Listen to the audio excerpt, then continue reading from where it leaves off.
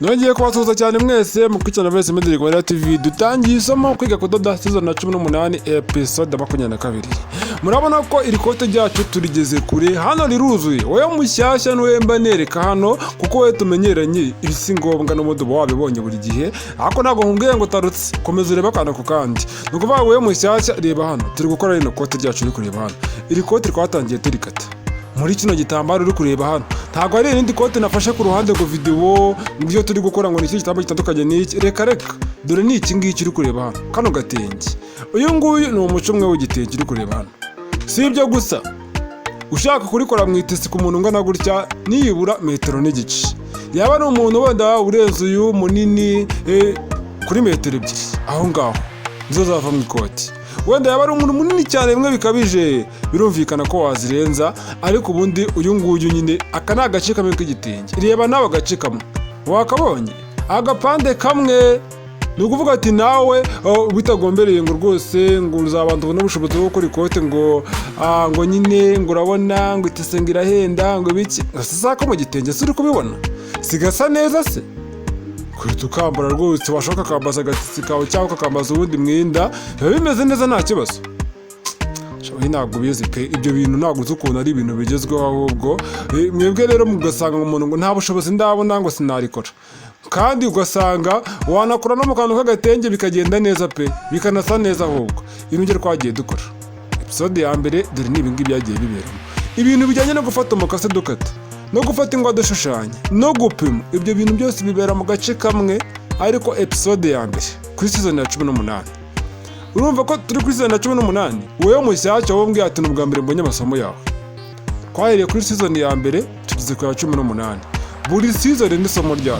Ntabwo mvuga ati wenda ngo turi guteranya ikote ngo turarikase ngo ni season ya mbere, ngo tugiye kuriteranya ngo turombetse ngo ni season ya kabiri, ngo turakomeje ngo kumivuka ni season ya gatatu. Reka umushaka nasohora season ya 19 n'iya 20 bikagendana n'ikote. Kubera iki? Ngiye buri season ni umwenda tutagira tukanawusoza. Ubwo nyine ibyo uri kureba ukabona tutarabisoza, ubwo nyine tegereza nyine bizarangire. Ariko ntabwo ari bya bindi bimeze nka filime ngo wenda ngo niba ntarutse season ngo guteye amatsiko. Reka buri season ni byayo. Iyo mpamvu banabigize amanimero gutya, kandi amanimero birafasha abantu wenda baba bifashe kundi ngo buriya ngo uriya muntu ngo yishakira views, ngo niyo mpamvu ashaka ibice byinshi kubisohora ngo abigira amasezerano n'ibiki. Icyo nzi cyo ibyavamo byose hano birongera bigasubira mu kubategurira amasomo. Kandi ikindi bino bintu bagira ngo mbirware ku murongo, kuko iyo navugaga ngo kandi gace k'ikoti ejo ngasohora irindi somo ngo kandi gace k'ikoti ejo ngasohora kandi gace k'ikoti, ibyo bintu byabavanga. Ntimwana ashobora no kubishyira ku murongo. Ngiye kubigira uduce ngo agace ka mbere ka kabiri ka gatatu ka kane ka gatanu iby'amasezoni nkabikuramo. Icyo gihe isomo ryarangira. Nimba rirangira ku gace ka 20 ni urugero, irindi somo tuziga rizaba agace ka kangahe ka 21. Bishatse kuvuga ngo umuntu uzashaka kuvuga ati ririya riba yawigishijemo ndashaka kumenya agace waritangiriyeho, ngo nzakubwira ngo jya gushaka agace ka 32 ni urugero nguhaye, cyangwa nzakubwira ngo jya gushaka season ya 12 season ya 10 iryo riba iyo season niryo riba gusa. Uruvuye ibintu bidasobanutse kwikomereza bwo nyine mbagacishijemo nyine uwumva arumvisha. Ni ukuvuga ngo rero hano reka dukomeze, gusa ntabwo ndi kubabwira nabi, mbagira ngo nkomeze mbahugure abantu bashyashya babibaza ibyo bibazo. Berega baba bahari, baba babimbwira muri comment no kuri WhatsApp, niyo mpamvu mbisubiramo mbivuga. Hano ngiye guhuza bya ipande bibiri nk'uko mubyibuka nk'uko mwabibonye mu gace kabanjirije kano. Ni ukuvuga ngo igipande cyo kubwiza nyirizina cy'inyuma ngiye kugihuza na ya doburiye yacu twamaze guteranya mu kanya. Mbihuze kuri iyi cyitonderwa. Iki nakubwiye ngo hano hantu tugiye gutinda, kandi ntabwo ndi butarutse, kandi ibyo wakora byose nimba urambirwe ni akazi kawe. Icyo nzi cyo ntabwo ndi butarutse. Twadufashe twacu ntushyira hafi ahantu nibwo tugiye kujya mu kazi. Rero ngiye kongera mbihutse, ariko ubwiza n'ubwiza mbere ubonye ko ubwiza n'ubwiza mbere yabanyishije mutashyiramo twadufashe, kugira ngo tuze kumfasha kubiringaniza mbikata ku mpande neza ku buryo bureshya. Ku muntu utekereje ngo se ubundi watse gutinza iminota wahise ubikata n'ubundi ntituri kubibona, ibyo bintu byo kwiyorohereza gutyo bitera impanuka ibibazo byinshi. Ndako ibyo bintu byo kwiyorohereza gutyo ni bya muntu uzakata ugasanga hari uruhande ugezeho rwa rundi wabanje waruhengetse utabizi wahise ubikurura, ugasanga ugiye gusoza gukata wajya kubitenga ugasaga ntibireshya. Ariko tuno dufashe iyo dusizeho gutya tugufatira impande zose neza ku buryo ujya gukata wowe ukaba wizeye yuko bireshya hose ukabona bireshya. Wanabitengura wenda waterura igitambaro ukabona biregukanye byose nta kibazo. Turarwoma ndisaba pe, ndadukunda cyane, buriya turafasha cyane cyane mu myenda ibijyanye n'amatise, amakote, tujire n'ibiki, ahantu hose wadukenera. Ariko cyane cyane nta muntu ujya ukora ikoti atadufite. Turadufasha, turafasha cyane, turafasha by'umwihariko. Nongere bivuge, nongere bisubiremo, kuko ikoti utadufite turarwoma. Ni umva sebo nabivuga gutera nabati ni ingorabahizi ni iki gusa nyine ujya wigengesera base. Niba utanadufite kata umva ubanza umenye neza yuko hose wabiresheje. None ngiye impamvu hano mbade no kubitindaho ndushyiramo gahoro, ubona base kukwereka aho ngiye kugashyira ukabona biratinze. Nyine hano n'akantu ko kandi umenye ko ndi gufata amashusho, kujya kuvuga ngo ndafata ibintu mbitarutsa ngo urabona ngo no kugira ngo kwihute ngo hakuze uri kwihutishwa n'iki. Abandi bakora ikoti iminsi 3 urashaka kuryiga umunsi umwe, wagenze gakeya ra maze ubundi uri umunyeshuri usanzwe ugomba no kuryiga icyumweru kwanza. None se reka nkubaze, hari umuntu umbwiye ngo ndakabisha. Iyo uri umunyeshuri rego buri kwiga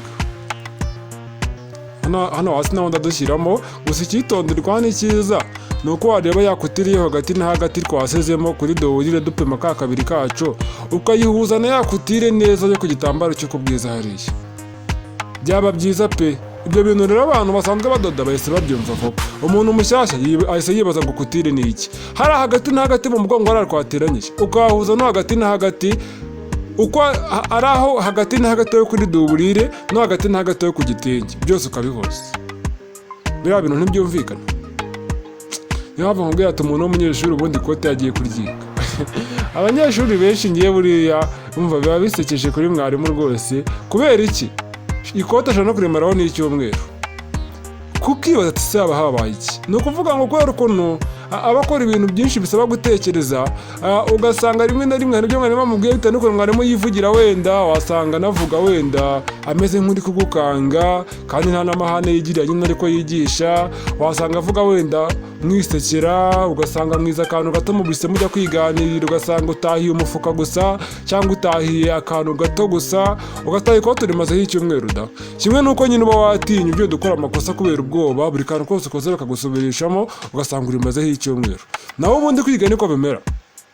Ni gute rero wowe wabyiga muri ubwo buryo wangiza ukaza ukambwira hano ngo nimbyihutishe?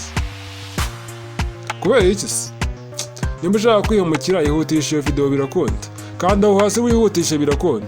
Ariko nyine ntabwo nakugira inama yo kwihumukira, ni uburenganzira bwawe, ntabwo nakubuza, ariko ngiye nyigenze gake. Nongera gushimira umuntu wambwiye ngo rwose ngo ndagushimiye ngo kubera ko ngo ugiye kweretse modeli, ziriya modeli njya mbereka z'amafoto agenda muri video. Rwose urareka umuntu akitegereza, mu gihe abandi bayicishamo isegonda rimwe ikabiragiye amasegonda 2 utaranareba kugira uzayifatisha uyirebe neza. Wapi ese umuntu abayerekanye modeli kugira ngo zice isegonda rimwe zigende? Baba bazi ko hari umuntu ureba gake rwose n'ibintu by'umweru bya telefone atabasha kubirebamo cyane, abanza kwiyambarira na rinete wenda yifitiye wenda ikibazo cy'amaso, ugasanga ibintu byihuta gutyo ntabasha guhita bireba vuba. Ibyo bintu munyama bitekereza. Ariko njye niba iyo nso yari amafoto, niba uri foto imara amasegonda 20, wa muntu ukeneye kwitegereza amasegonda 20 aba yabonye modeli. Iyo ashaka wenda ubundi bufasha bundi butuma itinda, akanda hagati akayihagarika. Ariko hari ukuntu ujya gukanda hagati imara amasegonda 3 ukajya gukanda hagati yagiye. Asubuka ko hari ikintu ntaba nakoze. Nakubwira ati ibi byose ni mu mbaraga zanjye, mukomeze mushyiremo n'izindi tugere kure cyane mukabyanga. Imyuga myinshi cyane ndayishaka, ndumva hano nshaka imyuga myinshi igiye itandukanye. Ningira ubushobozi gato ngira ngo nzobake izina ku isi hose ku buryo bazavuga ati Valens Media Rwanda TV ku isi hose turakoze. Urumva ikintu nshaka? Hari abantu batangiye kuvuga ati kutangira ibintu by'ubwiyemezi hakiri kare, urumva ibyo bintu uzabigeraho? Rega ibintu noze ko nabitangiye ngiye 2019 ngenda oya mwihangane ku bantu mvuze ntago ari byo naringamije. Nyine nari ngiye kuvuga ngo shaho nyine ibyo bintu nabyo ubusanga ari ibintu tuba dukura ku bandi wenda ugasanga ari nk'umuntu bivuze muri kuganira. Yako cyane cyane nabikuye ku mvugo z'abakobwa, nyine niba ukunda kuvuga ati nyine ukabona uganira n'umukobwa wenda ariko nahita acishamo ngo shaho wajya ubireka. ni ibyo ngibyo rero abantu bakuru mwihangane, ntabwo ari byo nari ngamije kugira ngo hatagira umuntu uvuga ati wagiye wubaha, ariko wagiye wubaha. Nibyo rero bavuze rero, uvuga urumva n'abarizo rwirikwazo, nta muntu uzigera mboneraho rwirikwazo na ruto. Nunarubona nyine nkabona koko nakoze amakosa, mujya mumbabarira. Ngiye reka mbabwize ukuri, ntabwo niyemera, ntabwo mba ngamije kwiyemera ngo wenda ngo nzi ibintu byinshi ngo ndi kwirata, ngo urabona ngo hari abatabizi. Reka ni gahoro gahoro, ariko ndabizi ko hari ababifata nko kwiyemera. Nyine mujya muyifata uko mubishaka, icyo nzi cyo nzakomeza inzira natangiye, nta gucika intege. Tuganira tunashyiramo turadufashe. Wabonye ko atari ibintu biba byoroshye, wenda bikubwira ukavuga ati ubundi biriya se ni amasegonda ngahe. Nk'abantu banze gukomeza no ma episode ngo bayarebe, ngo babonye gukata, ngo buranga asanzwe n'umuntu akora decoupe zo mu makanzu, asaba akora decoupe ngo zo mu mashati, gusa abakora decoupe yo mu ishati ya kigabo ngo nimba inanajyamo ngingi kamunanira, ngo nimba yabonye gukata se amaboko acometse nk'ayikote, ntihari amashati afite amaboko acometse nk'ayikote. Ayo maboko arahari, mbikubwira nayo mushyashya, hari amaboko y'ishati aba acometse nk'ayikote, ukabona rwose ahagaze nk'ayikote. Ni nayo abantu benshi bakora amakote bakunda gukora, ngo niyo agezweho, ariko amaboko yose aba ari meza. Buriya ni uko nyine aba yumva ashaka kongeramo akandi kantu ko kuyacomeka ameze nk'ayikote, naho ubundi nayo aba ari meza. Ariko nyine hari abantu benshi batabaza ari amaboko, ariko nta niba birenze. Ushaka wakora asanzwe, ubundi ujya kwiganya ibintu uzi neza ko utari bishobora. Ushaka iki ntasanzwe naho nta kibazo. Hari abaperesha umukiriya yigeze gushyiraho kugira ngo arashaka ameze nk'ayikoti, ibyo abakiriya ntibaba banabizi, ni wowe ushaka kubyikoresha. Dukomeza gushyiramo udufashe twacu hariya tunaganira. Mbabwira ati nongeye gushimira umuntu wambwiye ngo rwose ngo niga kuri kino kigo, niga ibintu bijyanye n'ubudozi, ariko mbonye ibyo wigisha ndumirwa, buriya mise nemera. Umuntu yambwiye ikigo yigaho numva ndanakizi rwose, ariko arambwira ati ni ukuri pe, ntabwo mvuze nyine, ntabwo yambwiye ngo wenda ngo batwigisha nabi, ntabwo ibyo bakwigisha ndabigaye, ngo niwe mwarimu wa mbere, ngo ibiki, oya. Ahubwo ngiye yarambwiye ngo rwose reka nkubwire, ni ukuri pe, ibi bintu byawe ndabona bitandukanye n'ibyo nge niga, sinzi uburyo wigishamo ntawe utabifata. Rero ngira ngo mbabwire ngo bantu bagi rero, ibyo bintu rero erega rimwe na rimwe uba usanga nkanjye hano hari ukuntu nigisha nyine birenze wenda ku bandi bantu baba bigisha mu mashuri bigisha abantu benshi. Nanjye nigisha abantu benshi, ariko iyo ndi gukora video mba ndi kuyikora wenda ndi njyenyine. Rero kwigisha abantu benshi muri rusange bitandukanye no kubona buryo bwanjye. Sede nimba uri kubasha kumva ikintu nshatse kuvuga. Ni ukuvuga ngo kwigisha abantu benshi, hari ukuntu ugenda basobanura wenda ni benshi kandi uri kubigisha rumwe, buri muntu wese ukamugeraho umubwiraga. Ugiye wabanjirije bwa mbere wajya kumusura ugasanga hano rero nimara gushyiramo turadufashe, ndazamuka nibura 1.5. Nimba mubyibuka neza mwikata ry'igipande cy'imbere kuri episode ya mbere, muri kubyibuka nkuko ndi kubyibuka, twarengejemo kutire ku burebure kuri longueur totale. Murabyibuka? Ntabwo ari ku gipande cy'inyuma ngo zakutire, oya, ndimo ndavuga kuri longueur totale yo mwikata kuri episode ya mbere. Mu gipande cy'imbere twarengejemo kutire ya kabiri. Dore iyi niyo mva n'imvano y'iri 1.5. Ni ukuvuga ngo ya kutire ya kabiri hano ngiye gufata 1.5. Urayibonye hasi 1.5. Wayibonye 1.5. None wakwibaza ngo ese kubera iki nafashemo kabiri? Ni ukubera ko hano ndafatamo 1.5, igice kindi gisigaye nzagikoresha nteranya mpuzamuntu go hejuru. Nuvuga ngo ziriya kutire nizo guteranya, 1.5 nyikoresha hano hasi, ikindi gice gisigaye nzagikoresha hejuru mu rutugu. Nzabyibuka mbivugeho nitubigeraho nimbyibuka. Ni ukuvuga ngo rero nizere ko usobanukiwe. Umuntu ujya avuga ngo 1.5 ngo ibi ni ibiki, iyi 1.5 ngiye kuyihina. Wabibonye? Nyaboneka. Niyo mpamvu hasi ubona ko bimeze nk'ibitareshya. Kubera iki bitareshya? Iyo maze guteranya decoupe harakuje saro ku ntegeje hasi ho gato, kubera ko manzi ko nta kibazo no muri ndibuze guhina hari hasi. Wabibonye 1.5. Aha nivuye urahumvishe. Niyo mpamvu rero abantu benshi batangira kwiga. Nk'ubu nkuje kuvuga ati 1.5 ivuye he? Ntarabisobanura mu kanya bigata bigucanga. Ngiye kwimura turadufashe ntushyira inyuma ya 1.5, kuko aragora kuri 1.5, ngiye kuhakuba. Ndaje mwereka ukuntu ngiye kuhakuba. ibi bintu ngiye kubitindaho kugira ngo mbigusobanurire neza, ariko ku bindi bipande ntabwo ndi bubitindeho. Ibyo ngibyo ubimenye, nakubwenga ahantu tugeze uhitondere. Ibi bintu ngiye kubitindaho kubera ko ari kuri bino bipande, ariko nimara kuva kuri cyo gipande cy'inyuma nkajya kuby'imbere ndahita nihuta. Abantu byari bicanze bya rimwe n'igice rero mwihangane, kwiga niko bimera nyine, ntabwo nakurenganya sinanakurakarira ngo warabyibagiwe. Iyo uri kwiga hari ibintu ugenda wibagirwa, ariko uko ugenda urushaho kukwibutsa nka mwarimu, nawe ukarushaho kubitekerezaho kandi ukarushaho kubikora inshuro nyinshi, ukongera ukabisubiramo, niko ugenda wibuka bya bindi wagiye wibagirwa. Niyo mpamvu navuga ati kutire tuba zifite umumaro. Rero impamvu y'ira rimwe n'igice nongeye kuyibasobanurira, nibabwira mu ncamake se.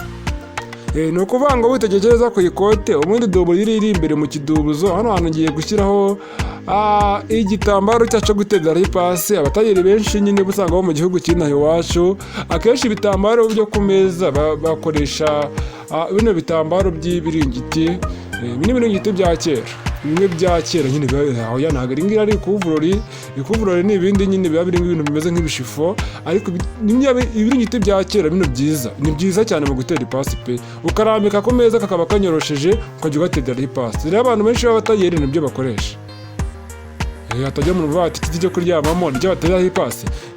Nyine akenshi n'ubundi babiryamamo, ariko no gutera ipasi nabyo biba ari sawa.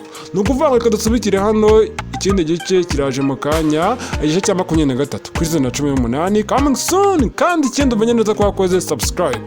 Ikindi kintu nyaboneka inkunga yanyu irakenewe, yaba senkane, yaba ijana, yaba desa, yaba igihumbi, yaba ibihumbi 10, yaba nishaka be n'ibihumbi 100, nashaka be na miliyoni, nashaka be nangahe, ariko icyo nzi cyo nuko inkunga yanyu ikenewe, kuko bidufasha gutunganya n'amasomo n'ayandi menshi, kuko namwe murabizi ibintu ntabwo biba byoroshye. Ni Valens Media Rwanda TV, bye bye. Ukeneye kumenya ibindi bisobanuro, ukeneye kunsobanuza ibindi, unyandikire kuri WhatsApp. Unyandikire kuri WhatsApp. Bye bye, ndabakunda cyane.